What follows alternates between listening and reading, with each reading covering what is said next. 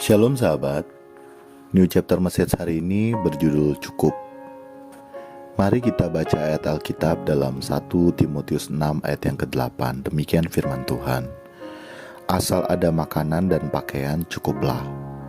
Sahabat, semakin hari kita mengkonsumsi New Chapter Message, maka pola pikir kita pasti akan diubahkan oleh Tuhan.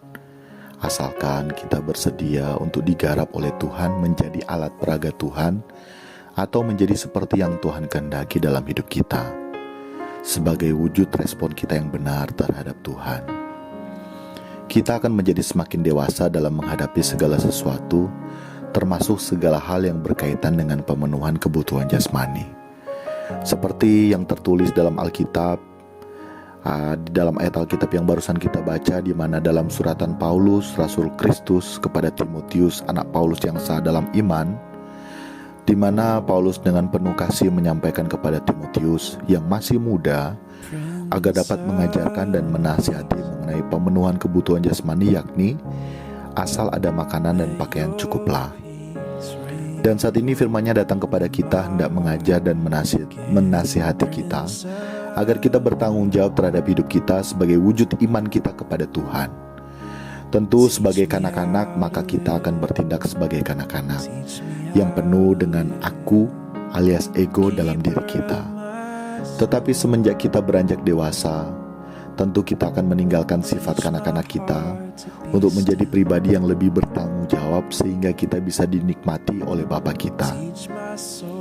Waktu kita kanak-kanak, sedikit-sedikit kita minta dan terus meminta. Tetapi beranjak dewasa, kita yang sebaliknya mengusahakan agar kita bisa memperoleh apa yang kita butuhkan, termasuk makan dan minum yang merupakan kebutuhan pokok kita. Jadi yang dimaksud dengan makan minum sini adalah kebutuhan pokok, kebutuhan dasar.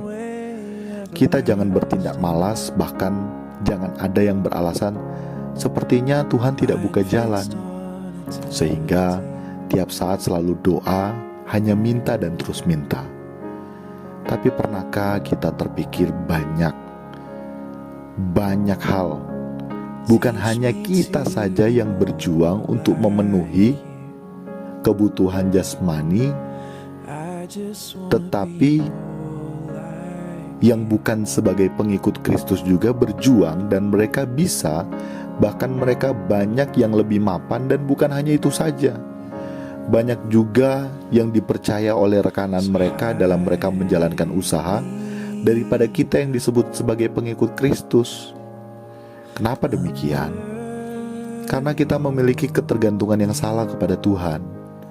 Kita masih tetap terus kanak-kanak dan belum mau beranjak dewasa.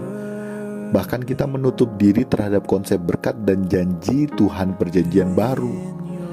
Untuk itu sahabat, melalui perenungan ini mari kita sama-sama lebih dewasa dan dapat bertanggung jawab terhadap pemenuhan kebutuhan jasmani kita.